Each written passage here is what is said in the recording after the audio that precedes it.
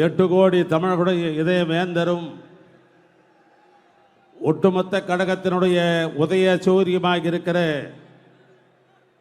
எங்கள் நெஞ்சமெல்லாம் நிறைந்திருக்கிற அன்பு தலைவர், திராவிட மாடல் நாயகர், கழகத் தலைவர் அவர்களே, 47 சட்டமன்ற தொகுதியினுடைய கழக உடன்பிறப்பின் சார்பாக உங்களை நான் வருக வருக வருக வருக என்று வரவேற்க கடமைப்பட்டிருக்கிறேன்.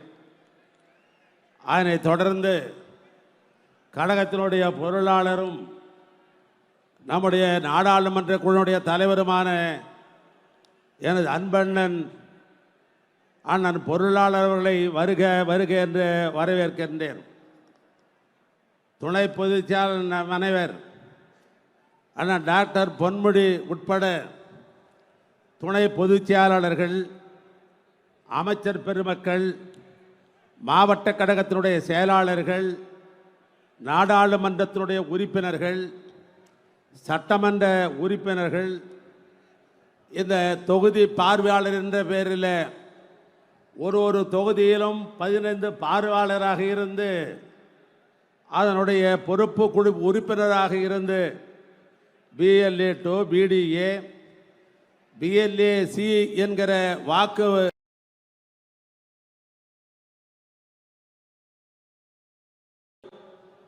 வங்கிகளுடைய உறுப்பினர் பெருமக்கள், மாவட்ட ஒன்றிய பேரூர் கழகத்தினுடைய நிர்வாகிகள், உங்கள் அனைவரையும் வருக வருக வருக என்று நான் வரவேற்க கடமைப்பட்டிருக்கிறேன்.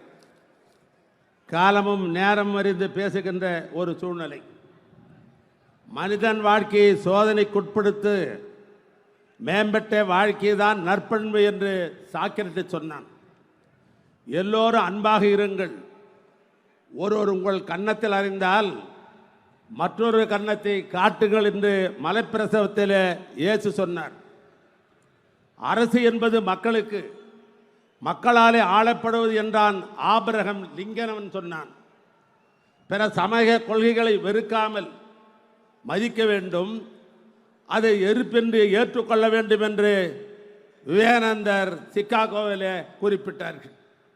உலக தொழிலாளர்களே, ஒன்றுபடுங்கள், உங்கள் அடிமை சங்கிகளை விட இழப்பதற்கு ஒன்றுமில்லை, வென்றால் உலகம் உங்கள் கையில் இருக்கும் என்று காரல் மார்க்ஸ் சொன்னான்.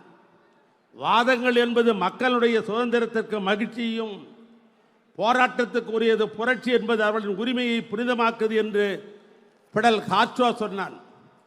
ஆக அந்த வரிசையில் உலக வரலாற்று பட்டியலே ஒருவரும் இந்திய வரலாறையே புரட்டி போடும் போர்க்குடம் படைத்த தலைவர், வாடிய பயிரை கண்டபோதெல்லாம் வாடினேன் என்று சொன்ன வள்ளல் குணம் கொண்ட எங்கள் தலைவன் முத்துவேலு கருணாநிதி MK ஸ்டாலின் என்கிற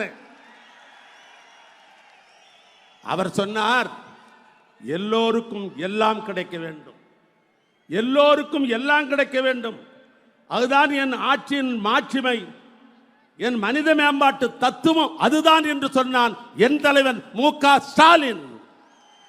ஆக வரலாற்றிலே இருப்பவன் தனிமனிதனுக்கும் ஒரு கருத்தை சொன்னான். ஆனால் என் தலைவன் மனிதநேயமிக்க தலைவனாக இருக்கிற காரணத்தினால் தான் இந்த கருத்தை சொன்னார்கள். சோவியத் யூனியனிலே இருக்கிற ஜோசப் ஸ்டாலினை பற்றி பேசுகிற பொழுது ஒரு கருத்து உண்டு. தன் தாய்மொழியும் தன் பண்பாட்டையும் காப்பாற்றிய காரணத்தினால் சோவியத் யூனியனில் இருக்கிற மக்கள் எல்லாம் அவரை பார்த்து இரும்பு மனிதன் என்று சொன்னார்கள். 10,000 இல்லை, பல ஆயிரம் ரூபாய் கொடுத்தாலும் உன் மொழிக் கொள்கையை ஏற்றுக்கொள்ள மாட்டேன், என் தாய்மொழியான தமிழ் கொள்கையை தான் ஏற்று சொன்னவன் என் தலைவன். தமிழனுடைய பண்பாட்டை, மூடிக்கிடந்த பண்பாட்டை, கீழடியிலும் பொருளிலும் தமிழனுடைய வரலாறு 5300 ஆண்டுகளுக்கு முற்பட்டது என்று சொன்னவன் என் தலைவன் MK ஸ்டாலின். அதனால் தமிழ்நாட்டுடைய இரும்பு மனிதன் என்று அவரை சொன்னால் அது மிகையாகாது. எனவே இரும்பு மனிதன் தமிழ்நாட்டு முதலமைச்சர் என்ன ஸ்டாலின் அவர்களே, காலையில் ஒரு நிகழ்ச்சியை நான் பார்த்தேன்.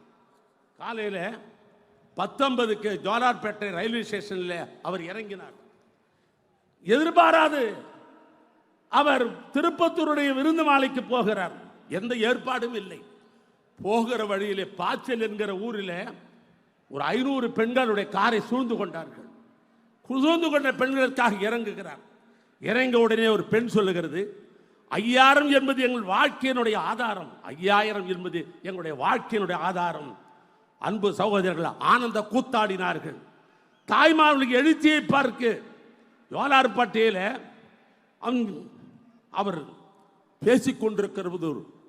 ஒரு தாய் கையை பிடித்து கொண்டு அவர் சொல்லுகிறார், என்ன சொல்லுகிறார் தெரியுமா?